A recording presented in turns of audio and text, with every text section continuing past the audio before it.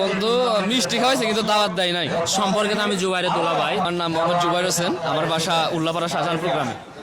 বাংলাদেশে কোনো ক্লাবে বা ঢাকা মাঠে খেলা হয়েছে কিন্তু? হ্যাঁ, ঢাকা মাঠে গত বছর খেলেছি বাসা ও তরুণ সংঘতে। আপনার পাশে যে দাঁড়িয়ে রয়েছে বয়সে হয়তো একটু আকপিস আছে, কিন্তু আমি জানি আপনার দুজন খুব ভালো বন্ধু। তো আপনার বন্ধু কিন্তু বিবাহিত জীবনে পদার্পণ করেছে, সেই বন্ধুকে আপনি উইশ জানাবেন কিংবা জানিয়েছেন কিনা? হ্যাঁ বন্ধু, আসলে আমি তাকে নিজের অন্তরের অন্তঃস্থল থেকে অভিনন্দন জানিয়েছি। আসলে বিবাহ একটা হালাল কাজ, তো সে করেছে। তার বয়সের দিক থেকে বিয়েটা সে করতে চেয়েছিল অনেক আগেই।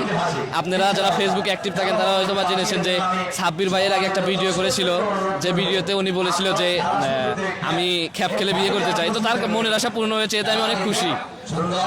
আজকে কোন দলের পক্ষে খেলতে আসছেন? আজকে আমি খেলছি হাবিব ফুটবল একাডেমি কানসোনার হয়ে। বন্ধু বিয়ের দাওয়াত দিছিল নাকি মিষ্টি টিষ্টি কিছু খাওয়াইছে?